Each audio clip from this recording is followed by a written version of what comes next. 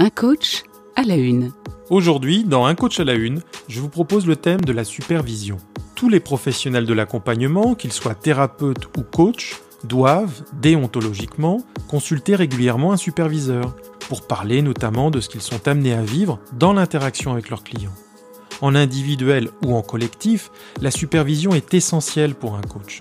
À la fois rempart et tremplin, la supervision va lui permettre de progresser et de grandir en tant que professionnel. C'est pour explorer pleinement ce thème que je reçois Daniel Grosjean. À la fois coach et superviseur, il anime 4 groupes de supervision à Paris. Bienvenue, je suis David Marion, coach professionnel. Cet épisode d'Un coach à la une dure une vingtaine de minutes, mais vous pourrez le constater, le temps passe vite lorsque vous écoutez un homme passionné et passionnant. Un coach à la une. Écoutez, un professionnel vous dévoile un élément clé de sa pratique du coaching. Bonjour Daniel. Bonjour David. Est-ce que tu peux nous partager le cheminement qui t'a conduit à devenir coach ? J'ai l'impression que je suis né avec cette dimension-là en moi. Une des raisons, sans doute, c'est que j'ai eu cette caractéristique d'être né mort, puisque l'accouchement s'est très mal passé. Les médecins m'ont arraché avec les forceps, qui m'ont défoncé le crâne, et ils ont considéré que j'étais mort. Et ils m'ont déposé sur un coussin, diagnostiqué mort. Et puis, tout d'un coup, quelques minutes plus tard, j'ai crié. J'ai décidé de vivre. Et je pense que c'est une expérience fondatrice. La deuxième, c'est mon père était chef d'entreprise, donc j'ai vécu mes 20 premières années dans le monde de l'entreprise. J'ai dormi avec l'entreprise, j'ai vécu avec l'entreprise, j'ai travaillé dans cette entreprise. Et vers la fin, j'avais commencé à faire mes études. J'essayais d'accompagner mon père parce que je trouvais qu'il n'était pas forcément les bonnes conditions pour réussir dans son travail. Donc j'ai appris le coaching sur place, pratiquement. Ensuite, mon premier métier, ça a été de rentrer dans un centre de formation de dirigeants d'entreprise qui s'appelait le CRC à l'époque, qui est en face d'HEC et qui reçoit 3000 dirigeants par an. J'ai commencé d'abord à faire de la formation pour expliquer aux dirigeants quelles étaient les clés de la réussite dans la dimension humaine du dirigeant. Et dans ces clés de la réussite, il y avait une dimension qui m'était très précieuse, c'était la capacité qu'avait un dirigeant ou pas à construire une vision à 10 ans. Ils ont trouvé ça intéressant et donc ils m'ont invité à mettre en œuvre dans leurs entreprises des projets d'entreprise à 10 ans, voire 20 ans. Dans des grandes sociétés, ça pouvait être Arcelor, ça pouvait être Solvay, un certain nombre de grands groupes du CAC 40. Et quand on accompagne des dirigeants à la mise en œuvre de projets, d'une certaine manière, on commence à les coacher. Donc j'ai commencé comme ça. Là, j'ai commencé dans les années 70. Ça a commencé très tôt, quoi. Donc ça fait presque 50 ans. C'est ça. Ça fait 50 ans que je pratique mon métier. Concernant la supervision, à quel moment c'est devenu une évidence pour toi ? C'est pas une décision que j'ai prise. Moi, je suis un autodidacte. Je n'ai pas été formé à la psychothérapie. Je n'ai pas été formé au coaching parce que tout ça n'existait pas à l'époque. Mais j'intervenais dans un groupe qui s'appelle l'École parisienne de Gestalt qui forme principalement des personnes à la thérapie. Et puis, c'est un groupe qui m'a dit, mais nous, on devait faire un séminaire de 6 jours. Et au bout des 6 jours, ils me disent, mais écoute, nous, on veut continuer à travailler avec toi. Et donc, on a décidé d'appeler ça supervision. Donc, j'ai appris mon métier de superviseur à l'École parisienne de Gestalt parce que des personnes m'ont demandé de les superviser. C'est comme ça que j'ai découvert que j'avais ce talent. Comment tu définirais la supervision ? On peut pas être ou thérapeute ou coach ou accompagnateur si on n'a pas un lieu où on puisse se retrouver avec soi-même pour faire le point et avec soi-même mais avec quelqu'un de l'extérieur qui nous permet de mettre un peu d'objectivité dans ce que nous faisons. Car nous sommes en interaction subjective avec nos clients et c'est la subjectivité du client et la nôtre qui vont se rencontrer. Et la question, c'est est-ce que ces deux rencontres subjectives sont dans un processus créatif ? Donc, la supervision, ça permet à un coach, de prendre du recul sur sa pratique, quand on réfléchit sur sa façon de pratiquer, de faire le point avec ses relations avec ses clients, ça va augmenter sa clairvoyance, son discernement. 3, ça va le protéger. Moi, j'ai vu des personnes s'engager dans des actions de coaching, de formation, sans prendre soin d'eux, c'est-à-dire sans se donner ce moment à eux de recueil. Et ils se sont mis en danger. Parce qu'à un moment donné, notre subjectivité, passionnée par notre travail, on s'engage à fond, on est dans une relation fusionnelle, on se donne totalement, et à un moment donné, on risque de ne pas voir où sont les bonnes limites, quoi. Pour moi, c'est essentiel. Donc une sorte de garde-fou. Oui, c'est un très grand garde-fou. C'est aussi l'occasion de se ressourcer. Dans la supervision, il y a la supervision du débutant qui veut vérifier s'il travaille bien ou s'il travaille pas bien, s'il est dans les clous ou pas par rapport à la méthode. Mais on a toujours besoin de se retrouver, de se ressourcer, de se remettre en question, de progresser dans notre façon de travailler. C'est se ressourcer, mais c'est aussi progresser dans nos compétences. Moi, j'ai 73 ans. Dans mon métier, j'en apprends tous les jours. Et tous les jours, je progresse. Peut-être que c'est maintenant que je progresse le plus. Et donc, je ne coach pas aujourd'hui comme je coachais il y a 6 mois ou il y a 1 an, parce que pour être vivant dans ma façon de travailler, pour apporter de la vie à mes clients, je suis sans arrêt en train de remettre en question ma façon de travailler, de la revisiter et de faire le point avec quelqu'un qui regarde ça de l'extérieur. Est-ce qu'il y a quelque chose de spécifique à la supervision chez les coachs ?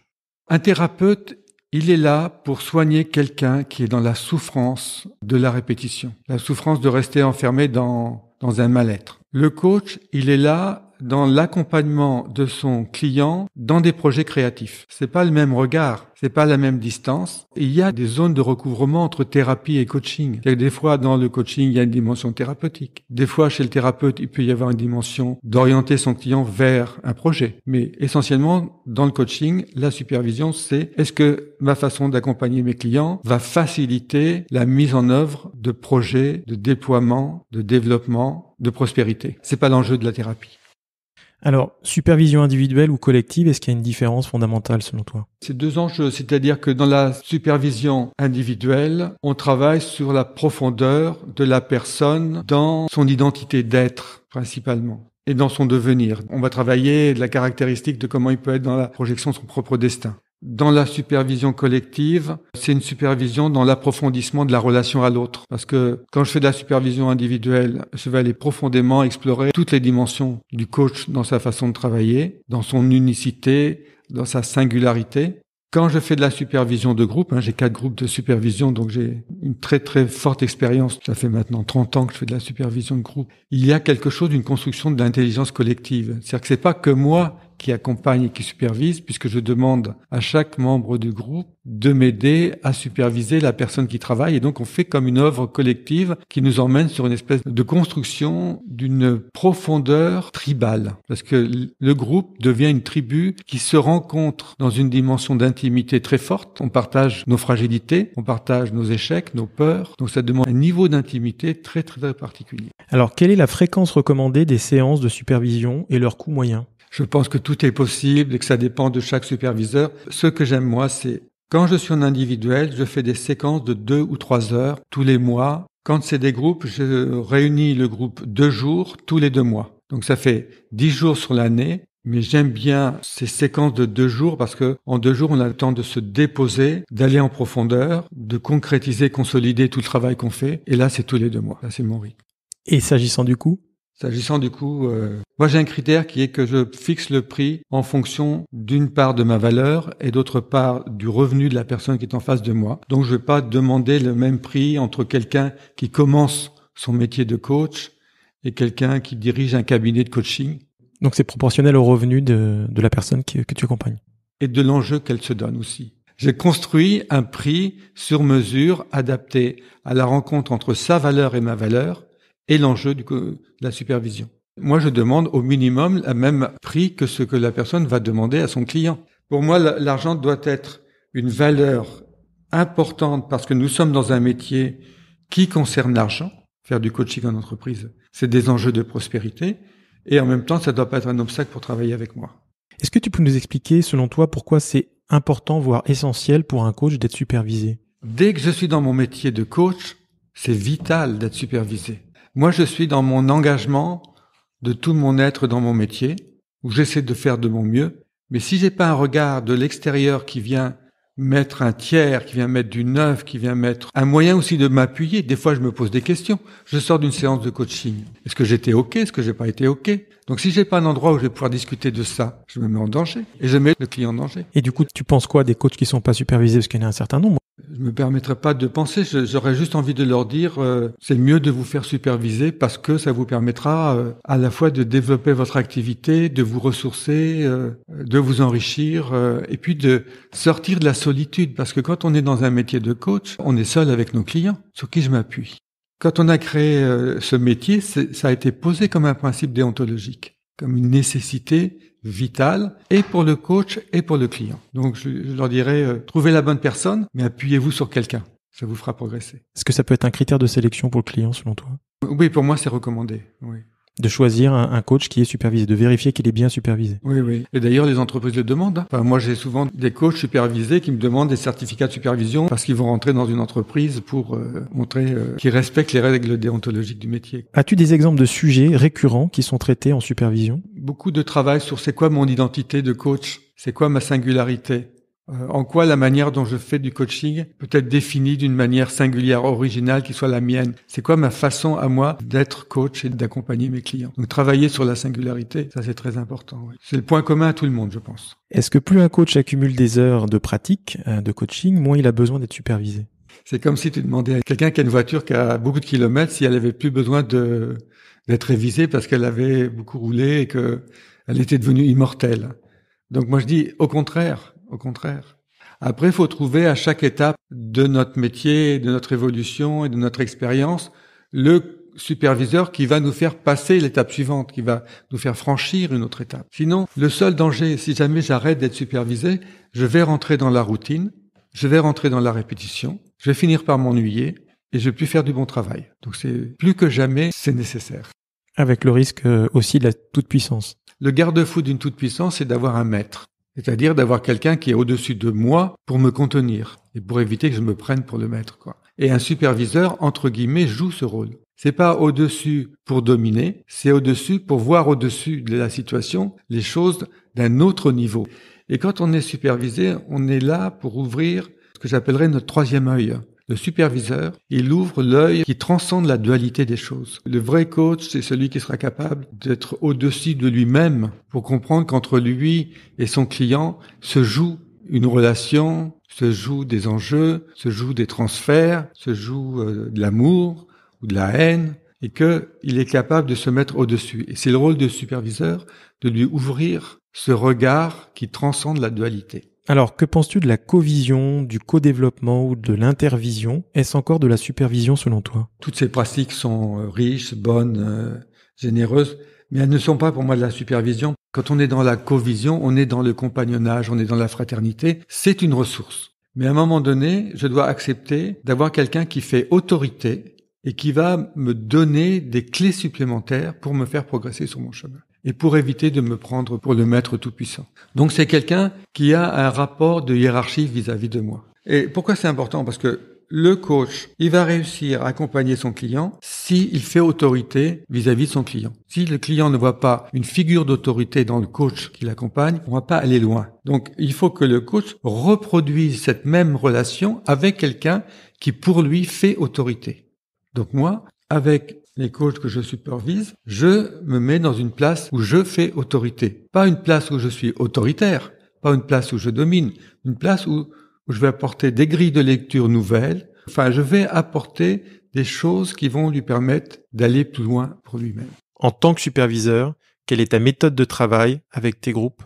Dans la façon de superviser, en fait, je supervise sur 3 axes. Il y a un axe que j'appelle synchronique, qui est que mon client, coach, vient me voir parce qu'il a un problème avec un client en ce moment. Et donc aujourd'hui, ce problème, en temps réel, va me renvoyer dans une partie à explorer de mon client qui est supervisé, qui est sa partie aveugle d'aujourd'hui. Il y a une partie diachronique qui est comment chaque supervision, je fais progresser mon coach client vers une compétence de plus en plus grande. C'est-à-dire comment il va, supervision après supervision, augmenter sa capacité, sa compétence à accompagner ses clients. Puis, il y a une troisième partie qui est la partie prospérité. C'est-à-dire que je suis coach, j'accompagne mon client pour qu'il réussisse. Donc, je dois réussir. Donc, moi, j'accompagne mes clients supervisés sur le plan financier à cette capacité qu'ils devront avoir de réussir eux-mêmes économiquement. Quand on fait du coaching en entreprise, on aide l'entreprise à la fois à développer les êtres humains qui y sont, mais aussi à prospérer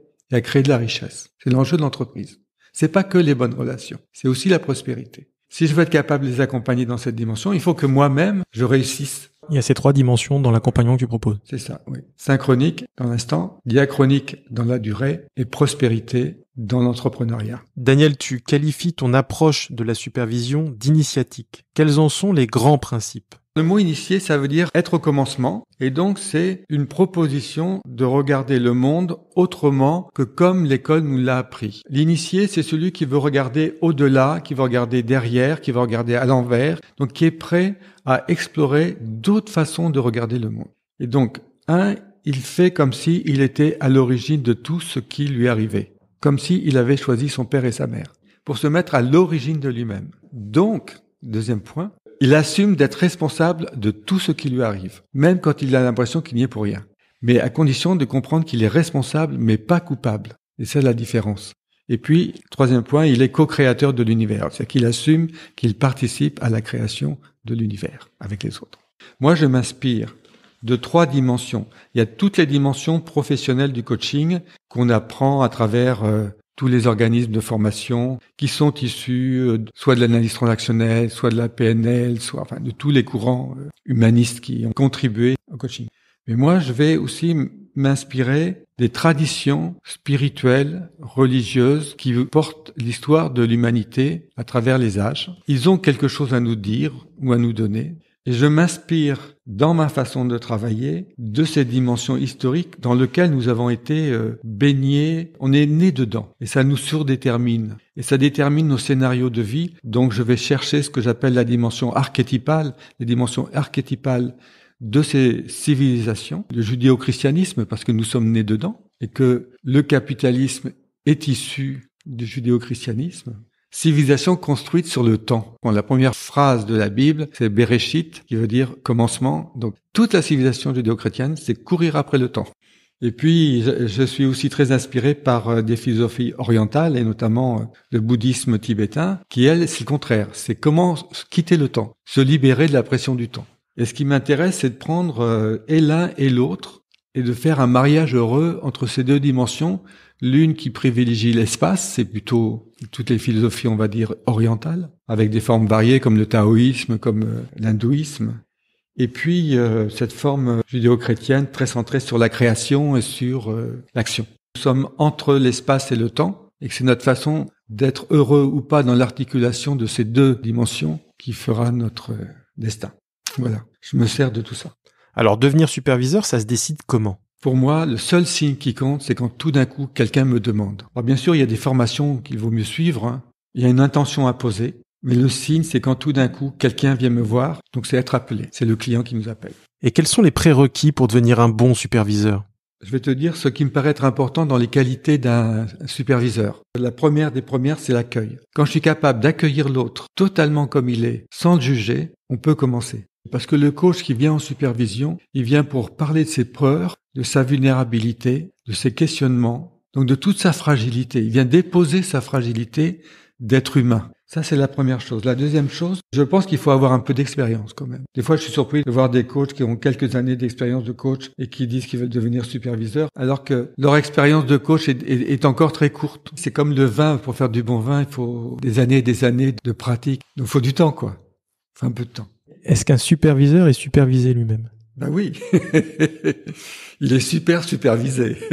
La pyramide est sans fin. Ah ben oui. Est-ce que tu aurais un souvenir à partager de supervision, un étonnement, un souvenir heureux? Le dernier souvenir heureux, c'était lundi dernier. Je supervisais quelqu'un que j'accompagne depuis 15 ans. Et la personne est venue et elle m'a raconté la nouvelle marche qu'elle venait de franchir au niveau de sa compétence professionnelle, au niveau de sa réussite, au niveau de ses nouveaux contacts. Donc à chaque fois que je vois mon supervisé franchir une porte, ça me remplit de joie. J'en ai beaucoup. Comment ton approche initiatique de la supervision pourrait contribuer à faire évoluer notre société dans le contexte post-Covid ?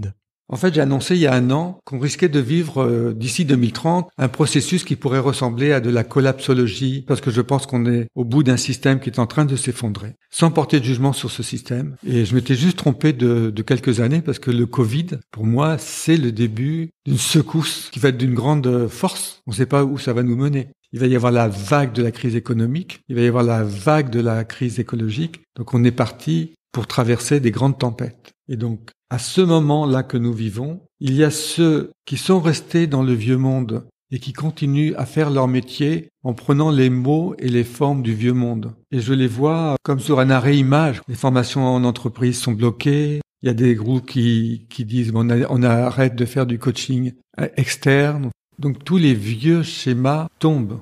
Et de toute la prospérité dans laquelle on était. Et donc l'enjeu, c'est de travailler sur soi pour revisiter toute sa posture de coach qui doit être radicalement différente de celle d'avant. Si je reste dans ma posture de coach d'avant le Covid, je vais disparaître. Pendant le confinement, c'est comme la chenille qui se retrouve dans son cocon. Et on le sait que dans le cocon, la chenille est broyée, mais elle est broyée pour que naisse une nouvelle identité d'elle-même, avec des ailes, avec des couleurs. Elle se sexualise. Elle était asexuée, chenille. Elle devient papillon sexualisé.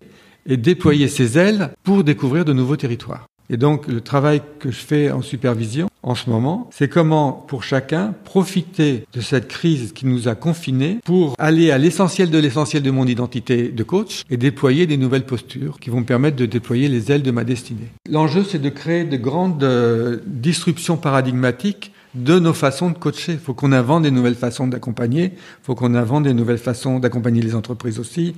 C'est une remise à zéro et c'est recréer des façons nouvelle d'être pour créer de nouveaux univers. Et quand je dis créer de nouveaux univers, c'est uni-vers. J'ai inventé un nouveau concept qui s'appelle la vision stratégique à propulsion intergalactique. C'est pas innover, c'est changer de monde. Si j'essaie de faire un peu mieux ce que j'avais l'habitude de faire avant, je vais pas y arriver. Il y a un film qui m'a marqué qui s'appelle The Wandering Earth, qui est un film chinois. L'idée est fantastique, c'est la Terre se refroidit parce que le Soleil se refroidit. À l'origine, c'est un roman américain. Dans le roman, les Américains construisent un vaisseau spatial pour emmener le maximum de personnes sur une autre galaxie.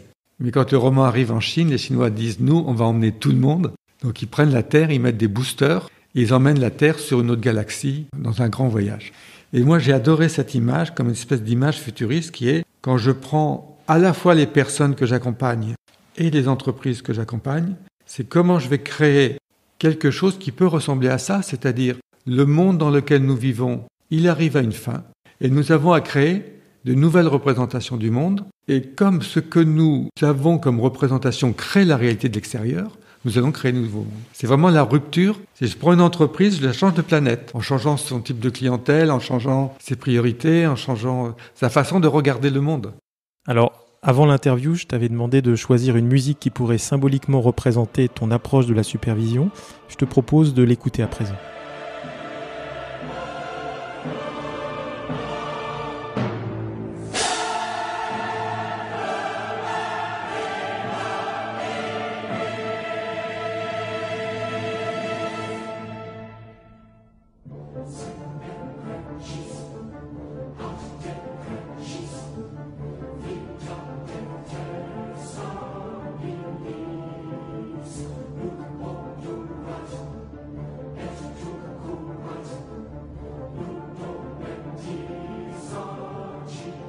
Alors tu as choisi donc Carmina Burana O Fortuna de Carl Orff. Pourquoi avoir choisi cette musique en particulier ? Je crois que c'est elle qui m'a choisi, parce que quand tu m'as demandé quelle musique, c'est venu tout de suite. C'est une histoire assez fantastique parce que Carmina Burana, ce sont des manuscrits qui ont été découverts en 1803 dans une abbaye allemande, mais qui datent de 1225-1250. Ce sont des textes transgressifs, provocateurs, érotiques. Pour moi, c'est une explosion de liberté.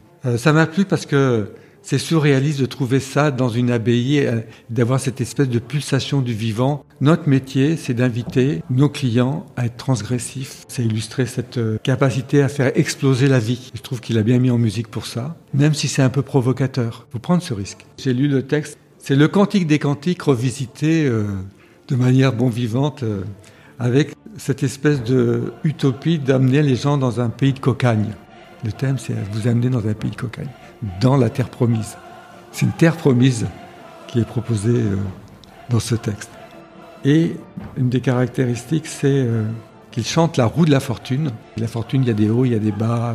Moi, en tant que superviseur, je dois le faire sortir de la roue de l'existence pour qu'il passe au-dessus et qu'il regarde le monde en étant sorti du cercle infernal de la roue de l'existence. Et quand on regarde dans le bouddhisme tibétain, il y a une tanka qui s'appelle la roue de l'existence qui dit la même chose. Et je trouve ça fabuleux de trouver au XIIIe siècle un texte qui doit venir du fond des âges, puisqu'on le retrouve là dans cette tradition judéo-chrétienne, et on le retrouve au fin fond du Tibet, décrit presque de la même manière. Voilà. C'est un vrai voyage à la fois historique et géographique. Est-ce qu'il y a un mot de la fin qui te vient ? Quand je supervise quelqu'un, ce qu'il faut bien comprendre, c'est parce que je progresse, je le fais progresser, et parce qu'il progresse, il me fait progresser aussi. De même que quand je vais voir mon propre superviseur, il me fait progresser, je le fais progresser, et donc il y a une espèce d'enchaînement vertueux où tous, on est un chemin de progrès mutuel qui est très très important pour le progrès de l'humanité. Merci beaucoup Daniel pour cet entretien. Merci à toi. Merci.